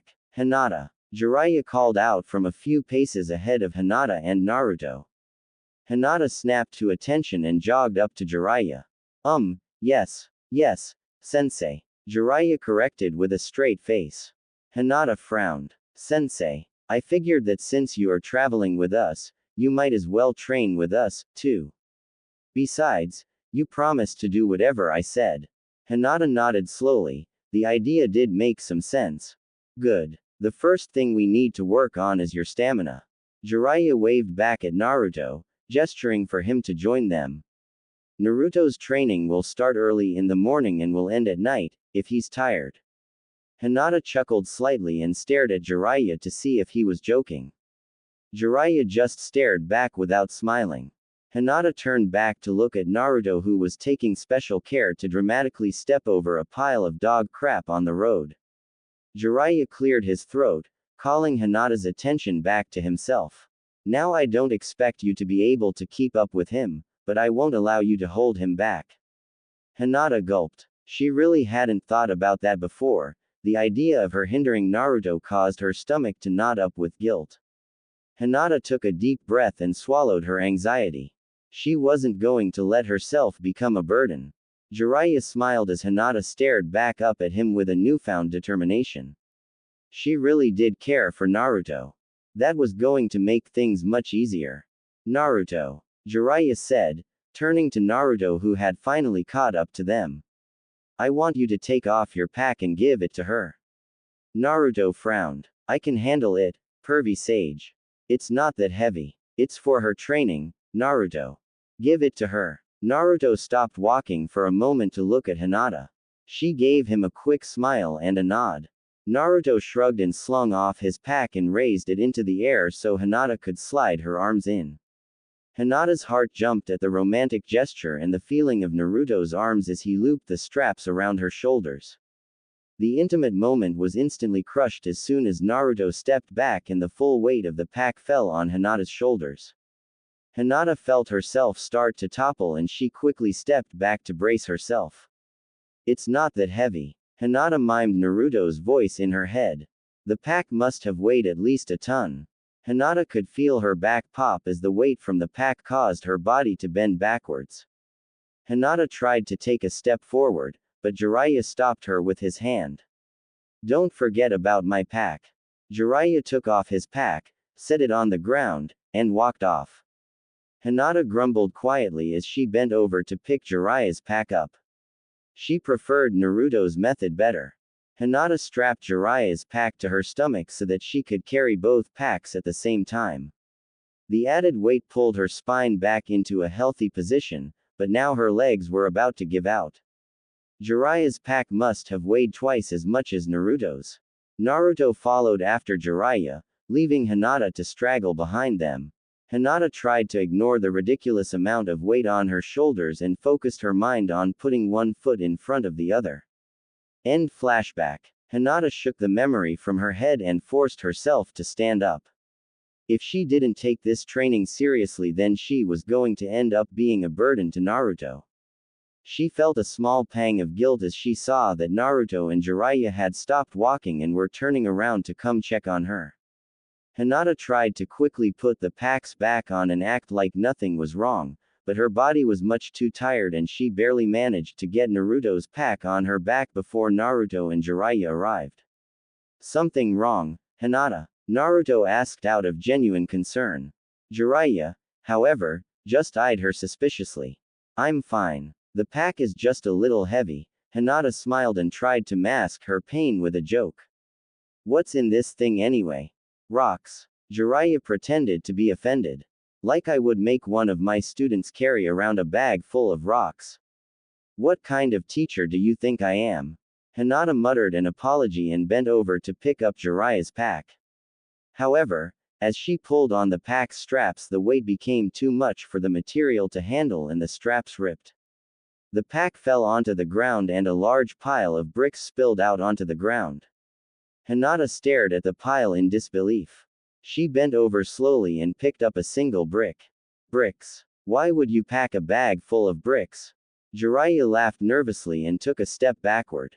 Well, you see, Naruto also grabbed a brick and tossed it playfully from hand to hand. You made my fiancé carry around a giant pile of bricks for no reason. Hinata blushed. Even in the midst of this fiasco, hearing the word fiancé was enough to make her feel giddy. Jiraiya, however, decided to take the high road. What was I supposed to do? Carry the bricks by myself? They weigh a ton. I am an old man, after all. Jiraiya stuck his tongue out at Naruto and then took off running down the side of the road. Naruto scooped up an armful of bricks and went chasing after him. Hinata couldn't stop herself from laughing as she watched Naruto throw a torrent of bricks at Jiraiya as he ran. Those two were so close. Hinata suddenly perked up as she realized she was being left behind. She quickly tightened Naruto's pack onto her back and went chasing after them. Several hours later, after Naruto and Jiraiya had grown tired of running and Naruto had run out of bricks to throw, the trio decided to set up camp for the night. Naruto had taken his pack from Hinata and was busy setting his tent up. Hey, Jiraiya, where is your tent? Is it back in that pack filled with bricks? Naruto scoffed. Jiraiya merely smiled and tapped the large scroll on his back. Nope. Everything I need is sealed away in this thing. Jiraiya unfolded the scroll and summoned a large tent from it. Jiraiya then put the scroll back in its place and turned to his gaping student. You thought I only carried this thing around as a fashion statement. Although, it does match my sandals perfectly. Naruto shook his head and went back to building his tent. Hinata stood next to him silently tapping her fingers together. It was several minutes later before Naruto realized the problem. Oh my god, Hinata. I didn't pack anything for you. Hinata nodded. The same thought had occurred to her shortly after leaving the village, but she was still too shell-shocked to say anything. Naruto jumped up and started pacing back and forth. It was only supposed to be Jiraiya and me, not that I mind you being here, Hinata. It's just, I only packed one tent, and it's not exactly big enough for two. Hinata blushed and stared intently at the ground. Naruto turned towards Jiraiya with a pleading look on his face. Jiraiya sighed. Fine, she can stay with me. Hinata's face exploded in a steaming blush and Naruto smacked his forehead with his palm. No, I was going to ask if you would switch tents with me.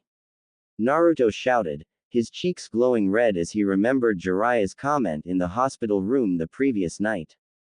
Jiraiya pouted and folded his arms. As if, I need all this extra room for my research. Jiraiya opened his tent and dived inside, leaving Naruto shaking his head in frustrating silence. After a minute, Naruto stood up and grabbed a blanket from his tent. You sleep in the tent, Hinata. I'll sleep outside. As Naruto was walking past her, Hinata suddenly reached out and pinched the back of Naruto's jacket, effectively holding him in place. It's alright, you should sleep in the tent, too. Naruto blushed slightly and lowered his voice. It's a pretty small tent, Hinata. Hinata smiled. We can make room. Naruto gulped and followed Hinata into their tent. Naruto quickly noticed the proximity of Hinata's body and he tried to distract his mind by setting up the bed. He threw down a small blanket to use as a mattress and then covered it with a sheet. He then turned to Hinata and immediately noticed something was wrong. Hinata was sitting near the edge of the tent with her back towards him and holding a small vial in her hands. Naruto crawled over to her to investigate. Hinata, is something bothering you? Hinata held up the small vial. Tsunade gave me this ointment while she was treating me yesterday. She told me to apply it to my burns every night before going to bed. Oh, Naruto mumbled, feeling a wave of guilt hit him. Oh, Naruto gasped suddenly as he realized what Hinata was implying. She had to apply the ointment to her skin, her bare skin. Naruto quickly scooted around until his back was facing Hinata. The silent air was soon filled with the enticing sound of clothes being removed. Naruto took a deep breath and focused his gaze on the side of the tent. It was then that Naruto noticed that the moonlight was casting Hinata's silhouette onto the cloth of the tent. He couldn't help watching her shadow as she rubbed the burn ointment all over her thin arms and torso. Naruto couldn't stop himself from admiring how slender Hinata's shadow was. Naruto. Hinata's voice snapped Naruto back to reality. Naruto quickly focused his gaze back on the ground before speaking. Why yes. I'm having trouble reaching my back, do you think you could help me? Naruto's hand flew to his mouth to keep himself from spluttering his surprise all over Hinata. Help you. I can't reach. Hinata reiterated while handing Naruto the vial without turning around. Naruto reached forward with trembling hands and accepted the vial. His eyes jumped all across Hinata's bare back searching for the burn mark. Spotting a dark pink mark on her shoulder, he poured a drop of the ointment onto his finger and took a deep breath. Naruto lightly pressed his finger against the pink skin and froze. Hinata shivered slightly as the cold cream touched her skin. Naruto let go of a breath he hadn't realized he was holding and started rubbing the ointment into her skin. Hinata sighed in appreciation and Naruto felt his apprehension ooze away. Naruto quickly found his stride and massaged ointment into the rest of Hinata's burns. Naruto sealed the vial and handed it to Hinata over her shoulder. But as Hinata turned to grab the vial, she unknowingly flashed Naruto a glimpse of her cleavage. Naruto choked and spun around to face the side of the tent. The sounds of Hinata dressing once again warmed Naruto's cheeks. I have to apply that medicine every night for a week. Hinata said as she pulled her shirt over her head. Naruto froze. He was going to have to do that every night for a whole week. Naruto held his hand to his chest and felt his hammering heartbeat. Suddenly, there was a tap on his shoulder and Naruto turned around to face Hinata. Naruto's pulse skyrocketed again as he saw Hinata's choice of nightwear. She had put her undershirt back on, but her jacket and pants were neatly folded up in the opposite corner of the tent. She was sitting in front of him wearing only a tight, black shirt and a pair of pink panties. It took Naruto a second to realize it, but Hinata's tight shirt made it painfully obvious that she wasn't wearing her bra. Naruto looked back over to the pile of Hinata's clothes and spotted it beneath her pants. Naruto gulped loudly and turned back to face Hinata. He smiled sheepishly and started to take his jacket off as well. Naruto instinctively reached down to remove his pants, but he stopped himself. He took another look at Hinata's bare thighs and decided to keep his pants on. He then started rummaging through his pack looking for his sleeping cap. Hinata cleared her throat and Naruto turned to find his animal cap seated cozily atop Hinata's head. Naruto's heart skipped a beat as Hinata smiled warmly. Cute. Naruto thought to himself. A blush lit up his face as he realized he had unintentionally murmured the word aloud. Hinata blushed heavily and handed the hat back to Naruto. Naruto stared at the hat for a second before leaning over to Hinata and placing it back on top of her head. I like it better when it's on you, Naruto said as he stepped back to marvel at Hinata's cute face. Hinata's blush grew deeper and she nervously brought her hands up to adjust the hat. Naruto lay back onto the blanket and wrapped an arm around the back of his head to use as a pillow. Hinata crawled over to Naruto and positioned herself beside him. She draped an arm over his waist and rested her head on his chest. Naruto combed his hand through Hinata's short, indigo hair and nestled his palm against the side of her head. Hinata purred and cuddled herself closer to Naruto. The two lay in complete silence for several moments. The silence was eventually broken by loud snoring emanating from Jiraiya's tent. Naruto couldn't help smiling as the romantic moment was killed by Jiraiya's thunderous snoring. Hinata let out a small giggle and stared up at Naruto. Her hand searched out his and she intertwined her fingers with his. Hinata closed her eyes and let a content sigh. Naruto. Hinata whispered without opening her eyes. What's your favorite color? Red, I suppose. Maybe blue. The colors reminded Hinata of Naruto's teammates and she felt a twinge of sadness for him. She squeezed his hand tightly and nuzzled his chest with her cheek. What's your favorite color, Hinata? Hinata smiled softly. That was an easy question. Orange. Naruto grinned. He looked down at Hinata, but her eyes were closed and her breathing had become steady. She was asleep. Naruto chuckled quietly and closed his eyes. Just as his conscience was about to fade, an image of Sasuke and Sakura flashed before him. Naruto smiled, half asleep, as the familiar feelings of admiration and compassion arose within him. He reached out to touch his teammates, but they seemed just beyond his grasp. Sasuke gave him a challenging grin and disappeared, leaving a blue aura in his place. Sakura followed after him, leaving a faint red aura behind her. Naruto felt despair strike him as he watched his teammates disappear. Suddenly, the two auras began to swirl and mix with one another, forming a new violet-colored wisp. Naruto stared into the wisp and an image of Hinata's smiling face appeared. The despair that had been afflicting Naruto lifted, leaving him with an unfamiliar sensation. Warmth filled Naruto as his mind finally gave in and sleep hit him. The next morning, Hinata awoke to a fierce roar from her stomach. She hadn't eaten anything since leaving the village except for the occasional apple she had picked from some trees while they had been traveling. She sat up in her bed and yawned. With her eyes still closed, she leaned over to wake Naruto. When her hand fell through empty space, Hinata opened her eyes and discovered that Naruto wasn't in the tent. She looked around for his clothes and realized that they were missing as well.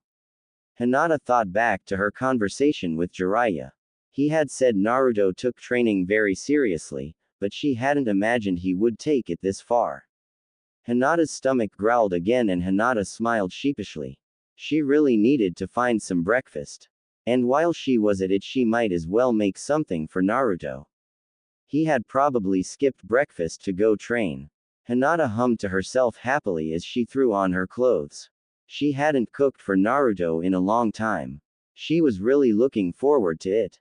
Once she was dressed, Hinata climbed out of her tent and searched the campground for some edible plants. After an hour of exploring, Hinata finally found a small grove of trees that were covered in big, ripe oranges. She wished she could have cooked a real meal for Naruto, but since they were in the middle of a forest, she was going to have to settle for a piece of fruit. She plucked as many as she could carry and then went searching for Naruto. She didn't even need to use her Byakugan. The sounds of brutal training could be heard throughout the forest. Hinata followed the sounds until she came to a rather large grassy clearing. The sight before her caused her to gasp and nearly drop the pile of oranges she was carrying. There were hundreds of Narutos throughout the clearing, scattered in an all-out brawl right in front of her. Battle cries could be heard over the clamor of fighting and they were usually followed by a sudden poof of smoke. Hinata spotted Jiraiya across the clearing and she hurried over to him while taking special care not to get into the chaos. Jiraiya gave her a quick wave as soon as he noticed her running towards him. A smile spread across Jiraiya's lips as he saw the fruit in Hinata's arms. Good morning, Hinata. I see you found some breakfast. Hinata smiled and held out an orange for Jiraiya to take. Yeah, I figured Naruto would be hungry. Jiraiya laughed as he peeled the skin off of his orange. That kid is always hungry. Hinata smiled and nodded her head. She removed the rind off of 2 more oranges and looked up at Jiraiya. Can he take a break to eat some breakfast? Jiraiya bit into his orange and shook his head. Nope. No food for him. Hinata frowned. Why not? The point of this training exercise to make Naruto completely exhausted. He needs to be completely wiped off all chakra in order to access the 9 tails chakra freely. The only problem is, this kid has a near limitless supply of chakra. This could take all day. Hinata thought quietly for a moment. I think I have an idea. Jukin is used mainly to shut down a person's chakra network, but it can also be used to amplify the flow of chakra. If I activated all of Naruto chakra points, then his chakra would pour out of him all at once, theoretically. Jiraiya scratched his chin as he pondered the idea. I like it. Hinata smiled, feeling quite proud of herself. Jiraiya called out Naruto's name and told him to cancel his jutsu. Hundreds of clones suddenly vanished in a giant cloud of smoke. The smoke covered the entire clearing and for a moment, Hinata couldn't see a thing. Then, the smoke began to clear and Hinata spotted Naruto walking slowly out of the center of the cloud. A blush crept across her cheeks as she stared at Naruto's battle-torn visage. For some reason, he looked incredibly walking out of the smoke all dramatically with battle marks littered across his body. His jacket was open, but his shirt was torn in several places revealing the toned torso beneath it. Hinata's heart fluttered and she focused her gaze on Naruto's face to keep herself from drooling. Hinata was surprised to see that, even with his injuries, Naruto had a huge smile across his face. Did he actually enjoy having a 100-man melee with himself? Or was he just excited to see her? Hinata hoped it was the latter. Naruto. Jiraiya called out. Any luck? Naruto shook his head. Nope. I could have gone on for hours. Hinata, here, had an interesting idea. I think we should try it. Jiraiya mumbled with a mouthful of orange. Naruto turned towards Hinata with raised eyebrows. Hinata, however, simply held out an already peeled orange while staring at her feet. Naruto smiled his appreciation and reached for the piece of fruit. Jiraiya quickly intercepted Naruto's hand and snatched the fruit for himself.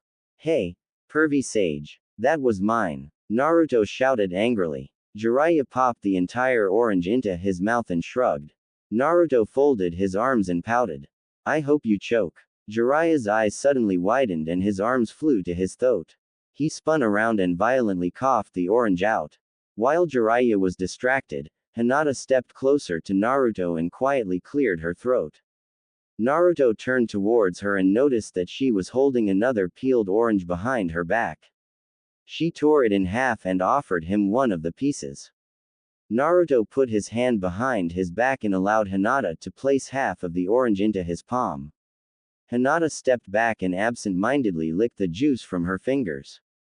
Naruto stared as the image caused his imagination to run wild. Hinata noticed Naruto's stare and they both turned away, blushing. Naruto quickly thrust his half of the orange into his mouth and pretended like nothing had happened. Jiraiya finished his choking episode and turned back to his students. They both were blushing and were making sure not to look at each other. He eyed them suspiciously until Naruto finally grinned, revealing the orange hidden in his mouth. Damn it, Hinata. I said no food for him. Jiraiya yelled with a mock sternness.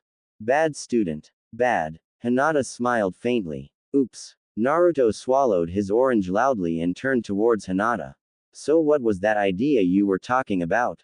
Hinata gulped. Well, I was thinking that if I activated all of your chakra points, then your chakra would drain out much quicker. Naruto blinked as the concept flew right over his head. He looked towards Jiraiya and Jiraiya gave him a faint nod. Naruto turned back to Hinata and smiled. Okay, Hinata. That sounds like a good plan. Hinata excitedly clasped her hands together in front of her face. Really? You think so? Naruto nodded. Let's do it. Hinata activated her Byakugan and slid into her Jukin stance. Naruto held his arms out to the sides and braced for impact. Hinata took a deep breath and charged forward. Her fingers rapidly flew all across Naruto's body, striking every one of his chakra points and forcing it wide open. Once she had opened every chakra point, Hinata stepped back and deactivated her Byakugan. Naruto stood there with his eyes closed for several moments, waiting for something to happen. Several more minutes passed and nothing happened. Naruto opened his eyes and examined his body. Is something supposed to happen? Naruto asked as he pulled up his shirt to look at the red spots all over his body. Try calling out some of your chakra, Jiraiya suggested. Naruto formed a hand sign and his body began to hum. The grass around him began to sway as slightly as Naruto's chakra leaked from his body. Suddenly, Naruto's chakra expanded and burst into a giant gust of wind. Naruto let out a scream as the air around him began to vibrate. His chakra exploded around him, causing the grass beneath him to shred and swirl around in the air. Naruto continued to scream as more and more chakra poured out of him. Jiraiya and Hinata held up their hands to block their faces from the fierce energy erupting around Naruto. The wind continued for several minutes before finally dying out as Naruto collapsed onto the ground. Hinata stated to run towards him, but Jiraiya held her back. Naruto, are you okay? Jiraiya shouted, cupping a hand around his mouth. Naruto groaned loudly. You know that feeling you get when you poop after drinking rotten milk. Hinata cringed at Naruto's choice of words, but Jiraiya burst into laughter. He patted Hinata on the back and gave her a reassuring smile. He is just fine. Your plan worked perfectly. Jiraiya then turned back to Naruto and cupped his hand around his mouth again. Naruto, now I want you to focus on the chakra of the 9 tails. Allow it to fill you and replace your empty chakra reserves. Naruto sat up and closed his eyes. He was still for a moment, but red chakra began spiraling out of him after a few seconds. The spiral was fairly small at first, but it quickly started gathering strength and size. Jiraiya suddenly grabbed Hinata's arm and pulled her farther away from Naruto. Listen, Hinata, this is what I warned you about. I need you to get out of here and head back towards camp. Hinata shook her head vigorously. I won't leave him. Do as I say. Don't worry about Naruto. His mind is still stable, so he won't lose control, but this chakra is dangerous. Go back to camp. Hinata took one last look at Naruto before nodding and running back into the forest. She didn't break her pace or look back until she was all the way back to the camp. The entire time she had been telling herself that Naruto was going to be just fine and, strangely enough, she actually believed it. The look on Naruto's face right as she left was not the look of pain she had expected. Instead, his face had been filled with a calm focus. Hinata allowed herself a small smile. Naruto was working so hard, and in a roundabout way, it was all for her sake, but the only thing she was doing was worrying about him. Hinata mentally kicked herself and headed back into the forest. She was going to find her own training spot and then she was going to train just as hard as Naruto. There was no way she was going to let herself fall behind. Hours later, the sun began to set and night fell upon the forest. Hinata wiped the sweat from her brow and decided to call it quits. She started to walk back to the camp, but a distant sound stopped her. Hinata peered beyond a small grove of trees and discovered a small lake only a few hundred feet away from the campground. She quickly ran down to the water's edge and cupped her hands beneath the surface. She then raised her hands to her lips and drank thirstily. The cool water felt amazing going down her parched throat and Hinata reached back into the lake for a second helping. Hinata sighed happily and glanced at her reflection in the water. She did a double take as she realized there were actually twigs in her hair. She took a careful look around her and stripped down to her skivvies. She slowly treaded into the water until it was at waist level. She still wasn't completely comfortable swimming yet. Hinata ducked her head underwater and slowly ran her fingers through it. She washed off all the sweat and dirt that had accumulated while she had been training. After a few minutes of scrubbing, Hinata decided it was time to head back to camp. She walked out of the water and put her clothes over her wet underwear. She then broke into a brisk walk towards the camp. Her wet clothing was extremely uncomfortable and she just wanted to change into something dry. Hinata finally made it back to the camp and she mentally celebrated before making a quick dash into her tent. Thankfully, Naruto and Jiraiya weren't back yet so she could undress without worrying about being seen. She tore off her shirt and pants and then slid her wet underwear right off her body. It was then that she remembered that she didn't have any clothes to change into. Suddenly, Hinata could hear voices outside the tent. Naruto and Jiraiya were back. By the sound of their voices they were just outside the campground. Hinata frantically threw her wet underwear aside and grabbed Naruto's pack.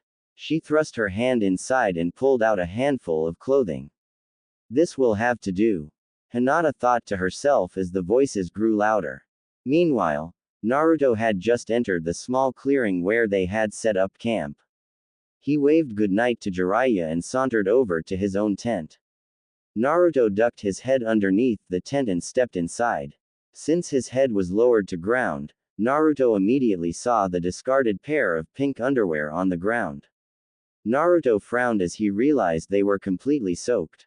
His gaze then fell upon Hinata's bare feet and he panicked. Is Hinata naked? Naruto couldn't stop himself as his gaze traveled up to her bare thighs and green boxers. Wait, is she wearing my underwear? Naruto's eyes widened as he realized that she indeed was wearing his clothes. She was standing in front of him wearing only a pair of green boxers and a white tank top which was evidently not made for girls to wear. Her cleavage was being completely exposed and the sides of her milky breasts were also visible. Naruto gulped loudly. This was almost exactly like last night, except much worse. The weird thing was that Hinata looked absolutely adorable in guy's underwear. Hinata's face turned a deep crimson hue. I didn't have anything else to wear. At least it will be easier for you to put the ointment on. Hinata trailed off as she looked down and realized there wasn't a single burn mark on her smooth skin. Wow, that medicine is amazing, Hinata exclaimed as she pulled the tank top down to inspect the rest of her skin. Naruto coughed suddenly as Hinata accidentally flashed him a wider view of her cleavage. Hinata looked up at the sound and slowly realized why he was blushing. She quickly pulled the tank top up and apologized profusely. Hinata frowned and nervously tapped her fingers together. Naruto. Do you like my chest? Naruto choked in surprise. Your chest? My boobs. Hinata cried, forcing the word from her mouth. Her blush deepened about 2 shades of red and she focused her gaze at the ground. Naruto simply gaped at Hinata. I know they aren't that big, but... Stop. Naruto interrupted. He really didn't want to see that sad look on Hinata anymore. They are just fine. I like them a lot. Hinata beamed. She literally jumped with joy and Naruto couldn't help staring as Hinata's breasts bounced up and down. He had no idea what she was talking about. They seemed pretty big to him, almost as big as his Seiwai Jutsu. Hinata suddenly stopped jumping and she began fiddling with the hem of her shirt. Do you want to touch them? Hinata asked as she pulled the bottom of the tank top up to her neck. Her breasts bounced into the free air and Naruto froze. The blood that should have been pumped to his brain was suddenly being pumped somewhere else. This coupled with the physical exhaustion from his training proved to be too much for Naruto. Hinata's vivacious boobs were the last thing that Naruto saw as his world turned to black and he fell onto his bed. Hinata quickly pulled her shirt down and looked around. Did I do that? Hinata sighed softly as she stared up into the thin branches of the enormous apple tree in front of her.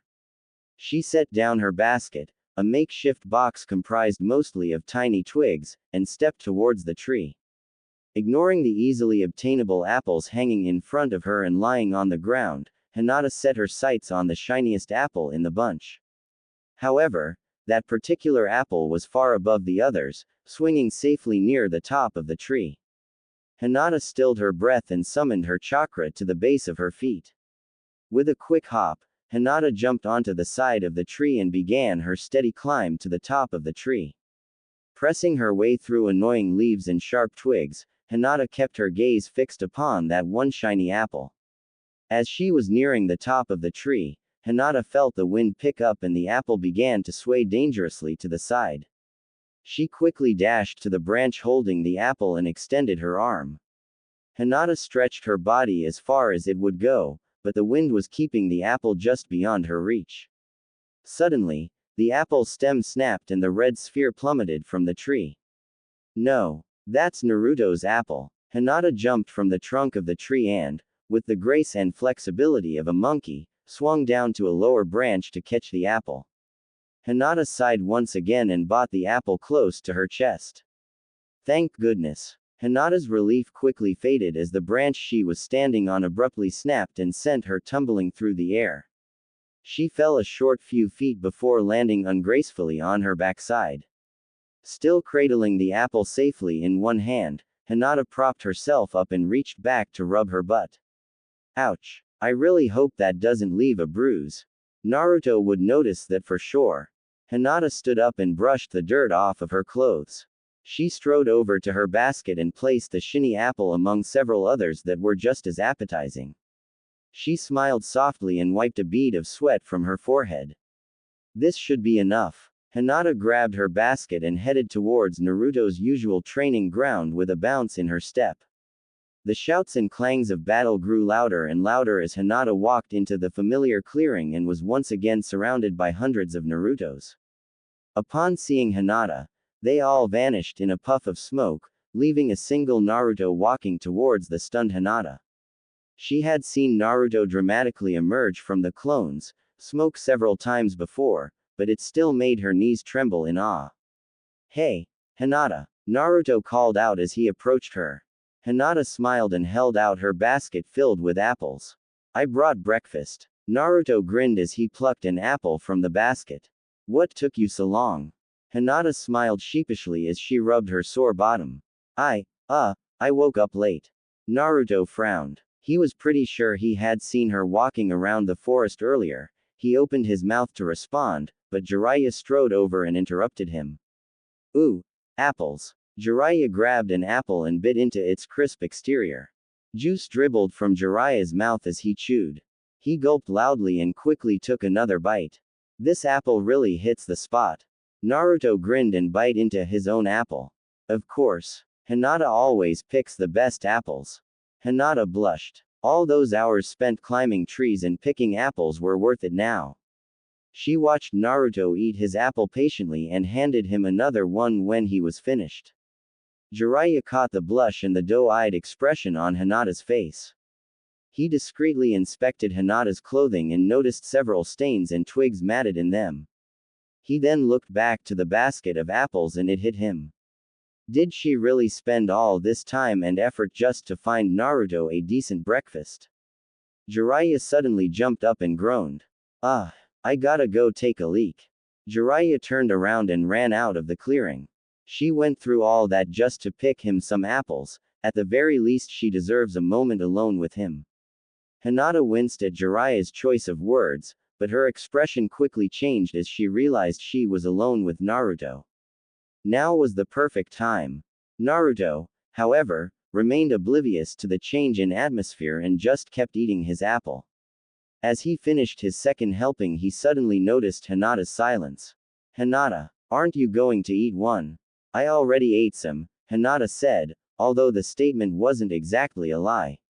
She had stopped to eat a few of the less desirable apples, but, having spotted a worm crawling out of one, Hinata ended up skipping breakfast altogether. But then, almost as if it were objecting to her lie, Hinata's stomach grumbled loudly. Naruto grinned and handed her an apple. Hinata accepted the apple graciously and bit into quietly. Why couldn't she just say it? She swallowed the bite of apple and took a deep breath. Naruto. Yeah, Naruto mumbled, his mouth full of apple bits. There is something I want to show you, back at our tent. Hinata blushed and kept her gaze fixed on the apple in her hands. Sure, I guess I can end training early. Is after sunset okay with you? Naruto swallowed loudly and flashed his trademark grin. Hinata nodded slowly. She could never say no to him when he smiled like that. Naruto finished his apple and tossed the core aside.